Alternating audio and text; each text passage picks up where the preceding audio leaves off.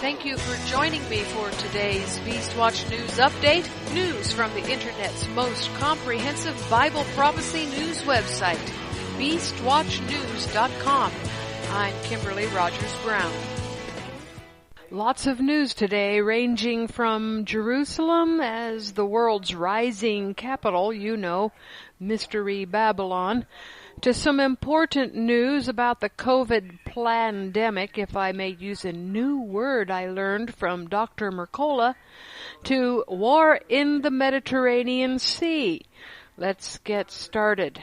The rush is on to see which nation will be next to make headlines for joining the Abraham Accord military treaty and moving its embassy to Jerusalem.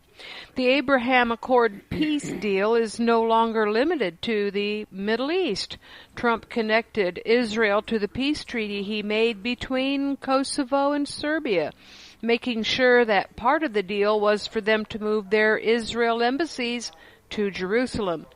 So the spark of the Abraham Accord has now been dropped on the Balkans and could spread to Europe and elsewhere. More importantly, these peace deals are the jet fuel skyrocketing Jerusalem to become today's Babylon, Mystery Babylon. How long will it be before Jerusalem is in treaty with most of the westernized and Sunni nations?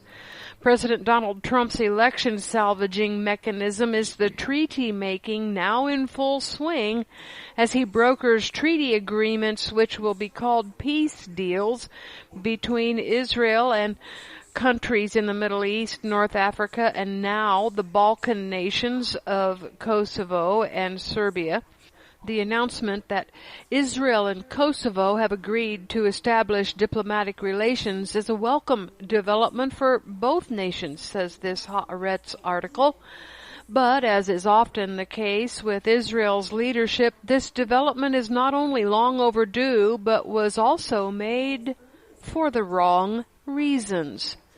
Moreover, framing it, as senior American and Israeli officials have done, as yet another win for Israel within the Arab and Muslim world, is a cynical spin that constitutes nothing less than diplomatic gaslighting.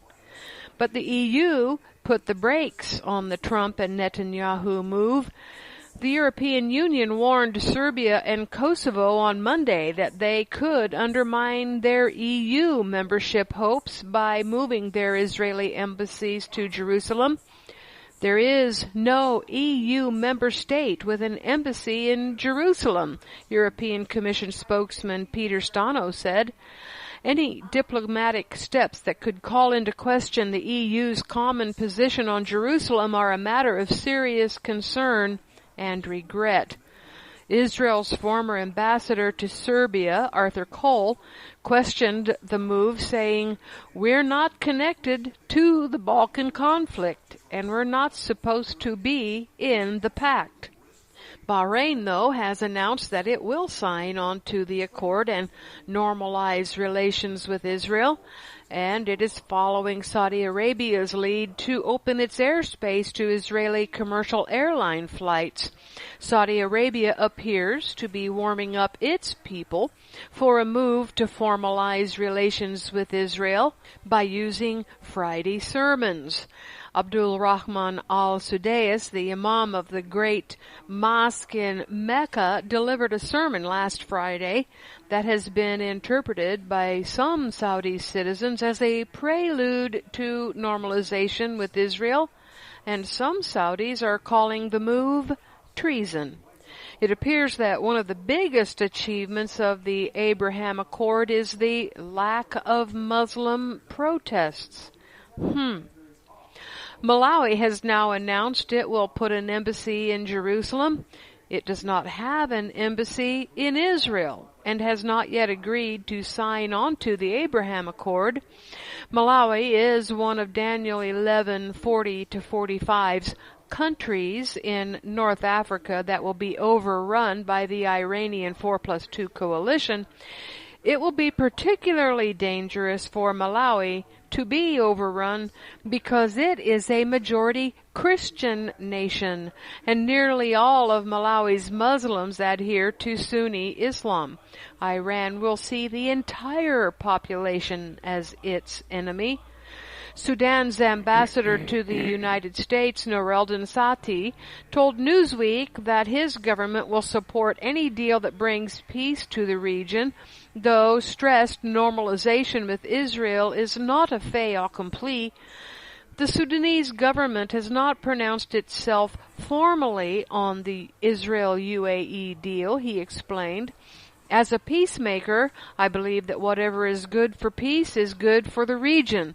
The region needs peace more than anything else, but peace has to be inclusive and all-embracing. As things stand today, it is difficult to say that the Sudanese people are ready and willing to normalize ties with Israel, he added.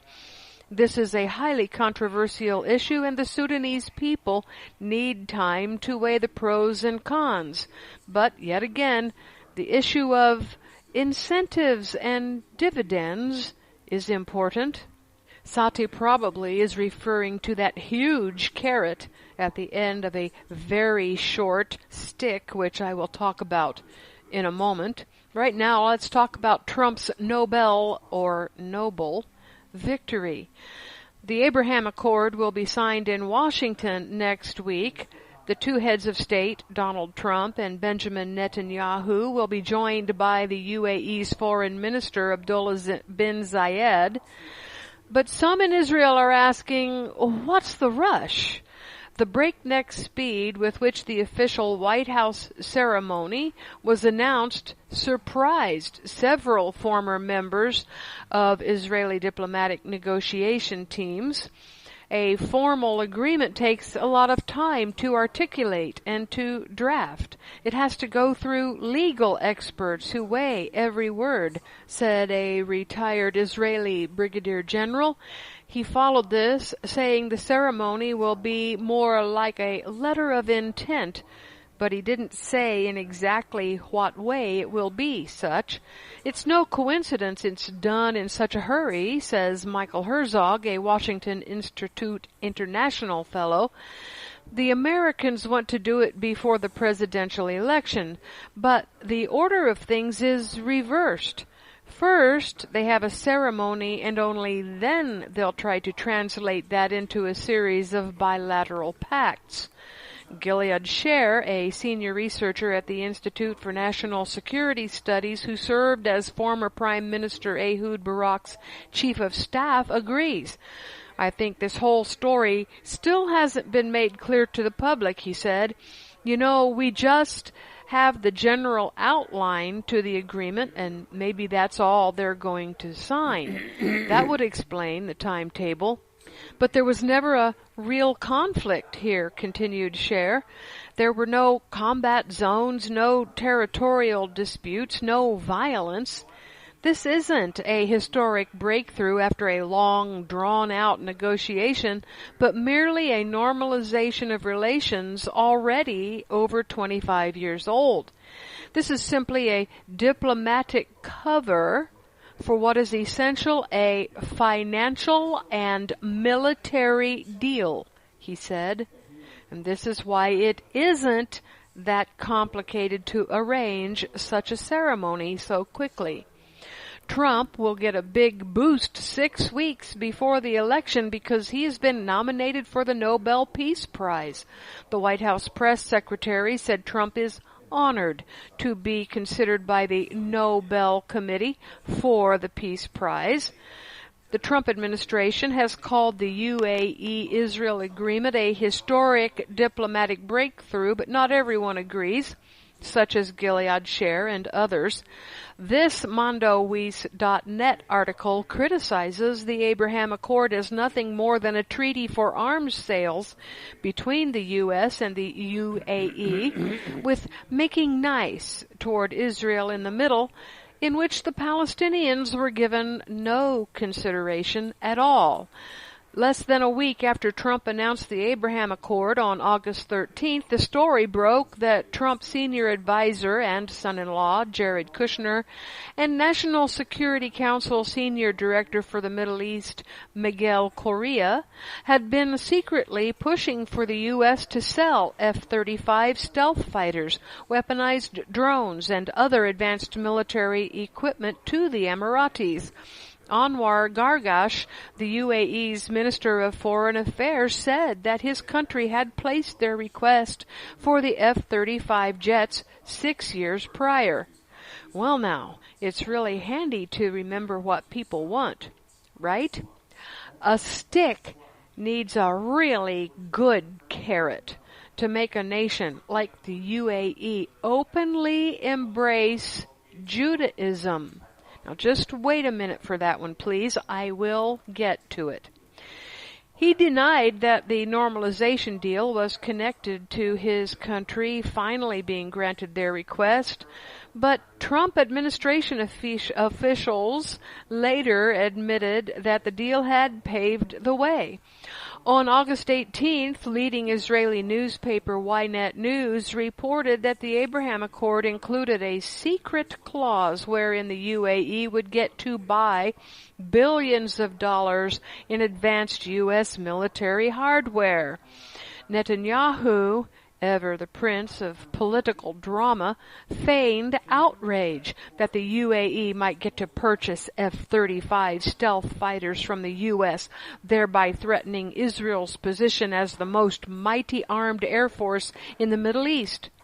On September 6th, Yediot Aharonot reported that Netanyahu will be requesting additional U.S. weapons for Israel to offset the impact of the new U.S. weapons sales to the Emiratis. These additional weapons will pile on top of the $3.8 billion the U.S. already gives Israel annually in military assistance, 100% of which must be used for purchases from U.S. weapons manufacturers. Both these deals are good news for Israel and for the U.S.'s economy, which is now in a slump. Another boost for Trump's election. On September 7th, Trump spoke out against the revolving door of U.S. weapons sales and endless wars, pushing back against a report in The Atlantic that he had disparaged fallen U.S. soldiers as suckers and losers. He accused Pentagon leaders of wanting to do nothing but fight wars so that all of those wonderful companies that make the bombs and make the planes and make everything else stay happy. But Donald Trump himself is making these wonderful companies happy by cutting a deal for them to sell tens of billions in weapons to the Emiratis, a country that is mired in the war in Libya and was, until recently, one of the leaders of the brutal war in Yemen. Oh my, how things change when we exchange one friend for another. It isn't just the White House's current Arms for Peace deal that contradicts Trump's new claim that he is the white knight candidate who will finally put a damper on the military-industrial complex. Less than 6 months after taking office, Trump signed an agreement with Saudi Arabia, the main perpetrator of the war in Yemen, for $110 billion in immediate U.S. weapons sales and $350 billion in sales over the following 10 years. On April 16, 2019, Trump used his veto power to quash a bipartisan congressional resolution that would have mostly ended American military involvement in the war in Yemen, a war that has killed thousands of civilians, created the worst humanitarian crisis on the planet, and helped companies like Raytheon, Boeing, and Lockheed Martin increase their already enormous piles of wealth. Not only did Trump continue U.S. involvement in the war in Yemen, but the following month, in May 2019, his administration used an emergency declaration to push through, without congressional approval, an $8.1 billion arms deal with Saudi Arabia, Jordan, and the UAE. With Trump touting himself as the anti-war candidate, Fox News host Laura Ingraham said on her show, The Ingraham Angle, "If you want to rein in the Pentagon, Trump is your only option." But the Pentagon budget has increased annually every year over the past 5 years under Trump's watchful eye and without exercising his right to veto. The fiscal year 2020 saw a colossal $738 billion budget for the Department of Defense. And for the fiscal year 2021, Trump is seeking a whopping $750 billion DoD budget. Although the Abraham Accord to formally normalize relations between Israel and the UAE will be signed next week at the White House, the issue of U.S. weapons sales to the UAE isn't yet set in stone. Such sales will require congressional approval, and according to congressional aides speaking with CNN, the relevant committees in Congress have yet to even be notified. And now what about the Palestinians in all of this? The Palestinians attempted to get some kind of honorable mention in the arms deal. For now, it appears that the Jews have gotten their wish to sideline the issue of the 12 tribes in Israel. Those 12 tribes, represented by the people living in mostly the West Bank and Jordan, are not Israelites in the biblical sense of Israel defined as people who know Yeshua is their God and King. Rather, these are mostly physical descendants of Jacob and Esau. As Jacob's descendants who are non-Jews, they will suffer, but their suffering may lead many to Yeshua before Jacob's sorrows. The first half of the tribulation is over.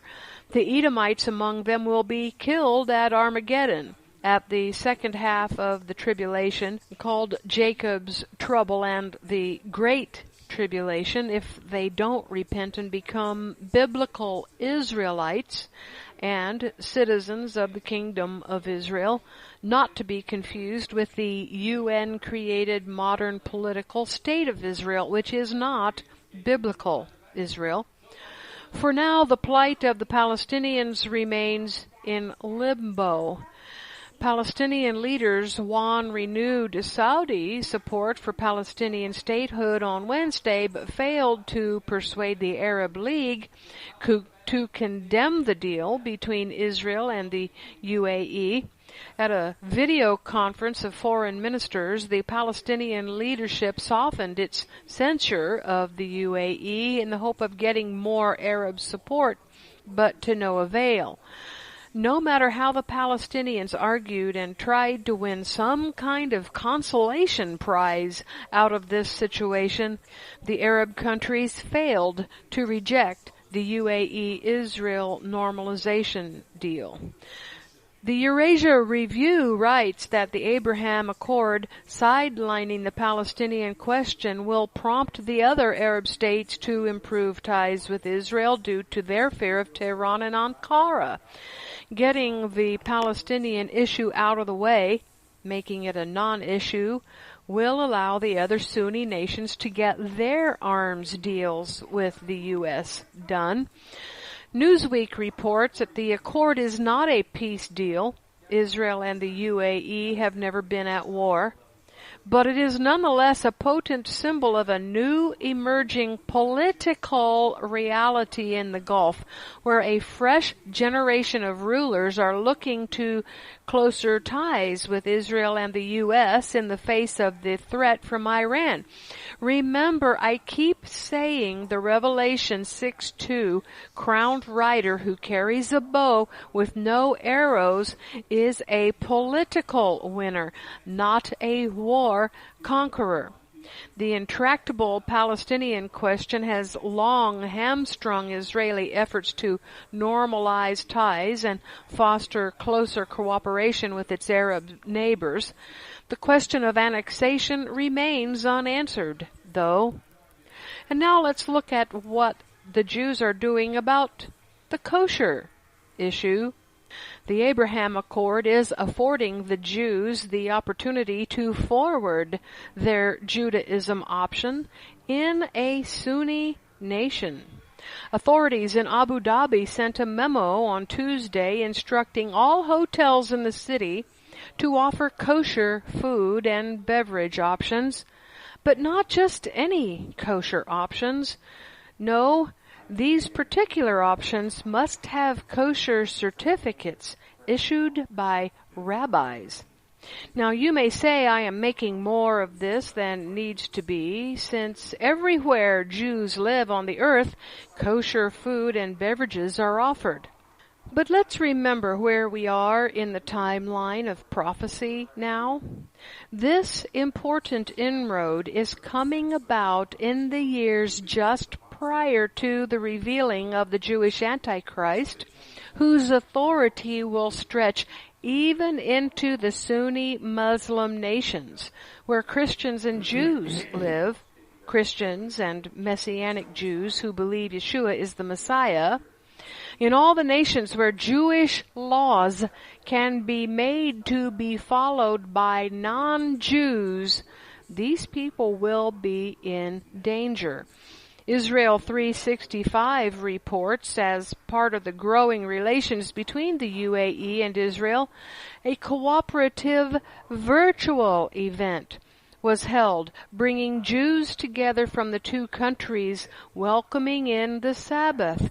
Remarkably, says this report, Jewish tradition describes a double Sabbath as being the precursor to redemption. And as we all know, the precursor to the redemption is the arrival of the Jewish Messiah. Image streaming will be a huge part of the Antichrist's method of spreading Judaism around the world from Temple Mount.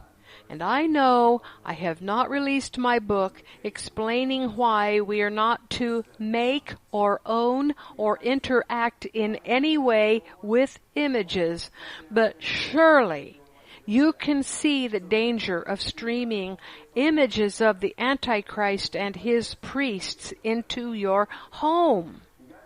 Now let's take a look at COVID. Dr. Mercola revealed something disturbing this week. Information obtained via FOIA or FOIA requests reveals researchers at the University of Pittsburgh are working on coronathrax. They intend to insert the SARS-CoV-2 spike protein, which allows the virus to gain entry into human cells, into Bacillus anthracis, the causative agent of anthrax. Event 201, he says, was a pandemic preparedness simulation hosted in New York City by the Johns Hopkins Center for Health Security, the World Economic Forum, and the Bill and Melinda Gates Foundation in October 2019, and 10 weeks before the COVID-19 outbreak first began in Wuhan, China. This scripted, and I believe he's right, it is scripted, tabletop exercise, select portions of which are featured in the introduction of Plandemic 2 above, included everything we now see playing out in real time in the real world, from PPE shortages, lockdowns, and removal of all civil liberties, to mandated vaccination campaigns, riots, economic turmoil, and the breakdown of social cohesion. Many of the discussions revolved around the development of strategies to limit and counter the spread of expected misinformation about the pandemic and subsequent vaccines. In addition to censorship of certain views, their plan included the use of celebrities and other social media influencers to model and promote adherence to pandemic response edicts. Just as in real life, one of the pieces of misinformation that would need to be countered was rumors that the virus had been created and released from a bioweapons laboratory. However, Mounting evidence now suggests SARS-CoV-2 is indeed a laboratory creation, whether released by accident or on purpose. Increasingly, conspiracy theories are turning out to be factual conspiracies, and as noted in an August 20th, 2020 article on Uae News, the real conspiracy now, according to Mercola, is that the COVID virus created a pandemic. All kinds of alterations to the biological world are being made in laboratories around the earth. Back in March and June, I wrote about more coronaviruses coming that would be different than this one, and that these new viruses may be described in Revelation 9. Here's what I wrote. The coronavirus microbe wears a crown. This crown virus appears to be a precursor to the book of Revelation plagues. And then in June, I reported that scientists are working with the locust insect to alter its swarming behavior. This is important for the swarming aspect of those things that whatever they are in the book of Revelation, the way they swarm. Locust DNA is being studied to control locust populations as Africa is being ravaged again this year by locust swarms. Could Franken scientists be working on creating a Franken locust that can be set loose on the earth that do not go after the greenery, but the humans instead? Revelation 9:4 says they were told that they should not hurt the grass of the earth, neither any green thing, neither any tree, but only those people who don't have God's seal on their forehead. What do you think is the possibility that these bigger-than-ever swarms, of which there are great numbers of swarms, were genetically modified and released into Africa to see if the scientific experimentation worked? You think I'm crazy? Think again. This article says locust research is designed to alter the behavior of locusts for the protection of crops. Dr. Song and his team are dedicated to improving our understanding of the evolution of locust behavior and the genetic mechanisms behind swarming, with the aim of developing an effective method of controlling these pests, and that's supposedly for the purpose of protecting defenseless crops. One science fiction movie, The Eighth Plague, portrays how scientifically modified locusts killed people. Remember, the New World Order always lets us know what they intend to do. This year's locust swarms are the worst on record, and I'll have more about that in a minute. This also makes me wonder if the locusts have been modified and are now being used by the New World Order to create such a loss of crops that could see millions of people die from famine. And I'm going to tell you more about that in a minute. I think you know the answer to that. Locusts are infestations that eat the greenery. But John's locusts do not eat the greenery in Revelation 9:4. Instead, they torment or eat people. And they torment or eat particular people. Those who do not have Yahweh's supernatural mark on their foreheads. People will be tormented for 5 months with an infestation that hurts like being stung over and over by a scorpion.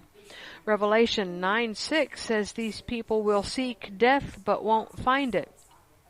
This week, so that what I just read you was from my article in June, but this week comes this article from the Big Wobble. Now listen to this. The Titanic swarms of migratory locusts have put 7 million people in the southern region of Africa at risk of famine. The ravenous insects are distinct from the desert locust, which have devastated crops in the Horn of Africa, the Middle East, Arabia, India, and Pakistan. These locusts are distinct from the desert locust. Why? Have they been scientifically modified to be more destructive on purpose? While far smaller, the migratory locusts are spreading at a voracious pace. A single swarm can contain millions of locusts and can eat in a day the equivalent of what 2,500 people would consume, according to the Food and Agriculture Organization.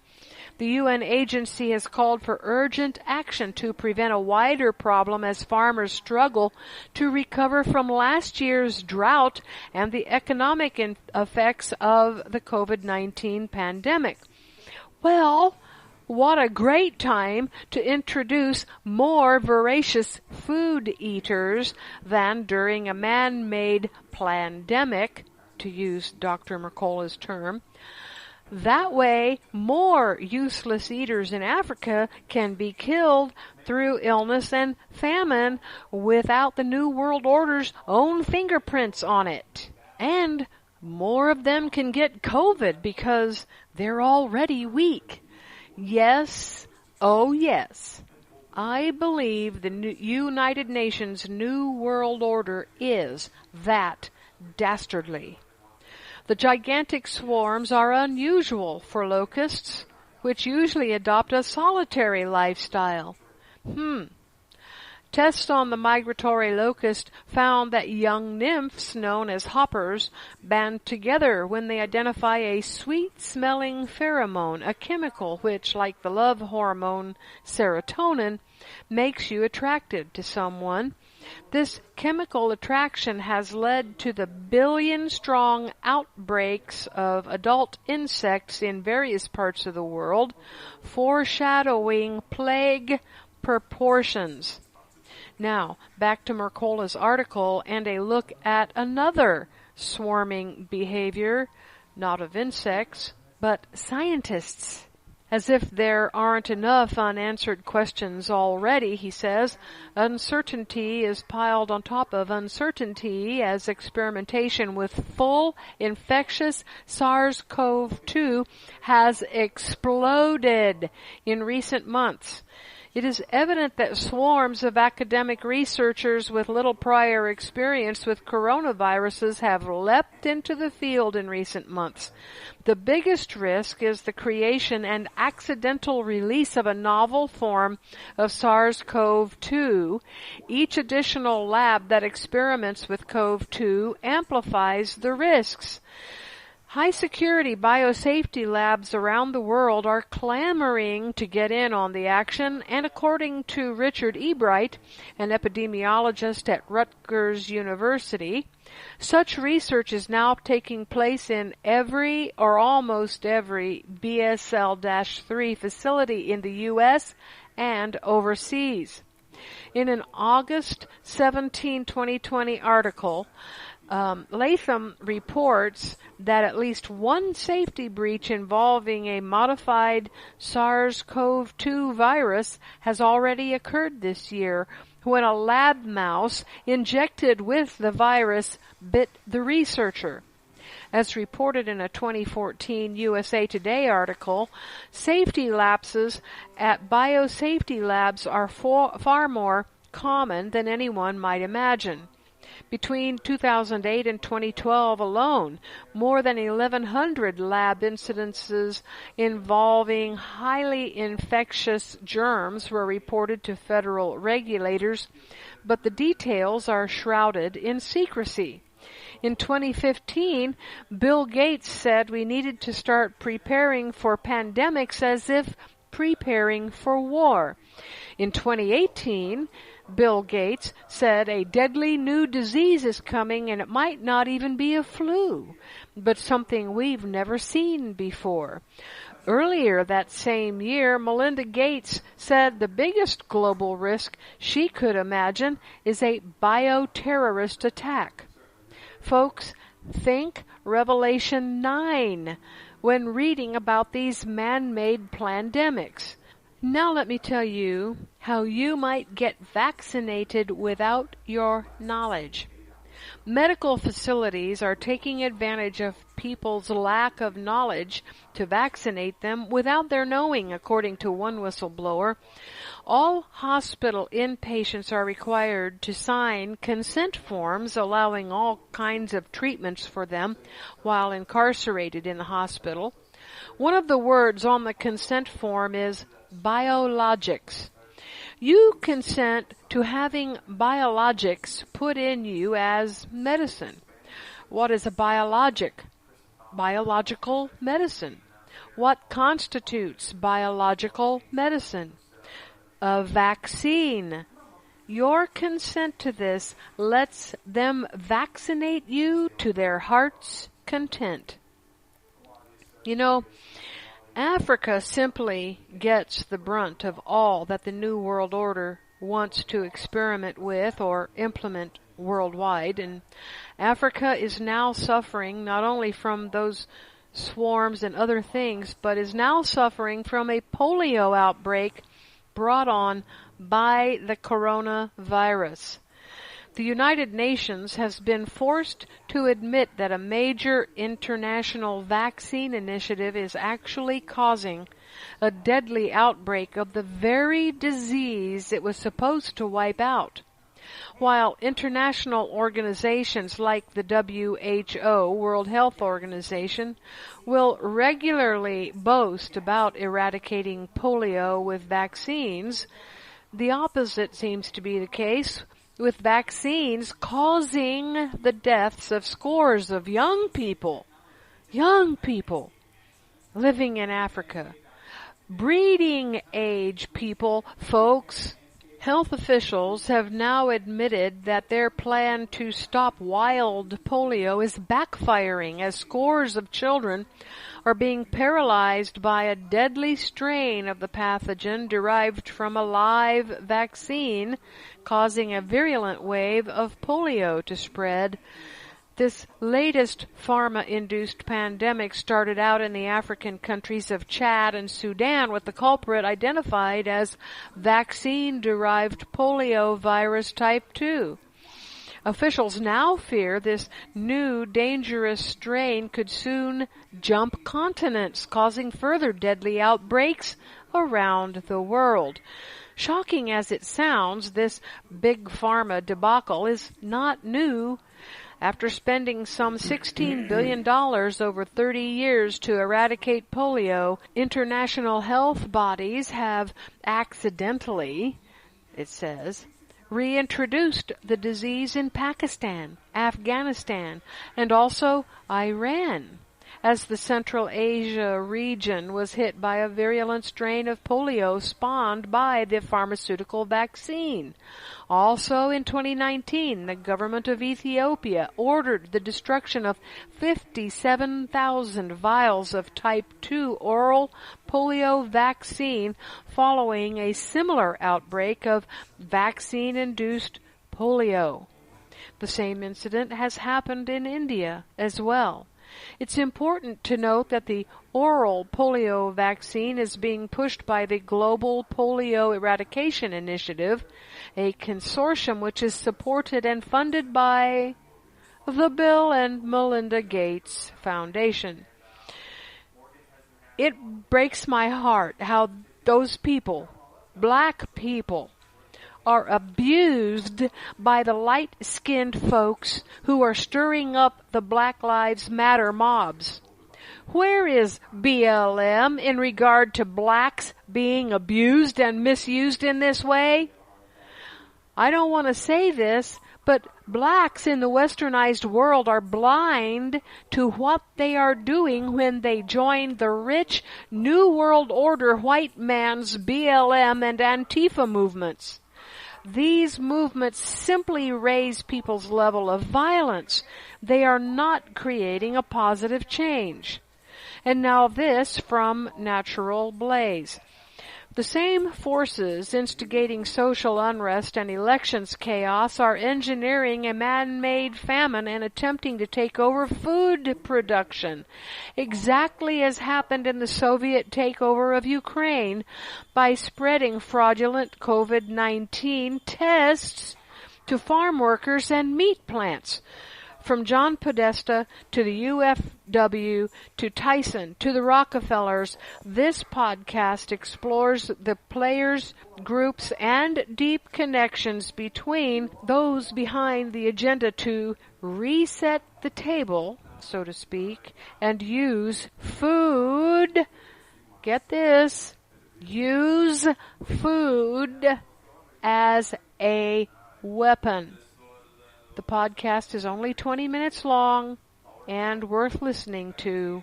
Now let's turn our attention to war. And right now we're going to turn to the Turkey-Greece war. Turkey has deployed its military to Greece's border because of the conflict over who owns the fossil fuels under the Mediterranean Sea. And Turkey's armed forces on Sunday began annual exercises in the breakaway Turkish Republic of Northern Cyprus, an entity recognized only by Ankara, as tensions continue to rise with Greece in the eastern Mediterranean. Turkey's hunt for gas and oil reserves in the waters claimed by Greece has put a huge strain on the relationship between the two NATO members. So we'll be watching this to see how it turns out. The insulting characterizations of the Greek armed forces by Turkish President Recep Tayyip Erdogan has provoked reactions from Athens.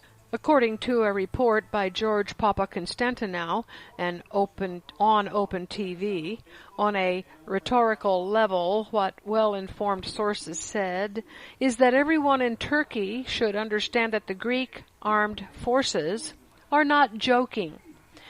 The same sources added that if the Turkish president decides to make the mistake of taking the first step, then he should know in advance that this first step will have a destructive response for him and for Turkey.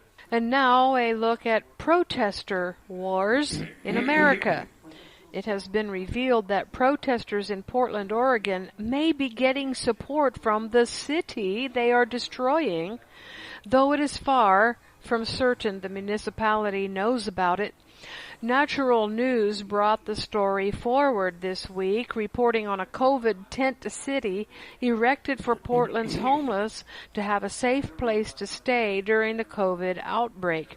However, at least one protester has been spotted within the tent city. He fired a slingshot at a person filming him within the tent city.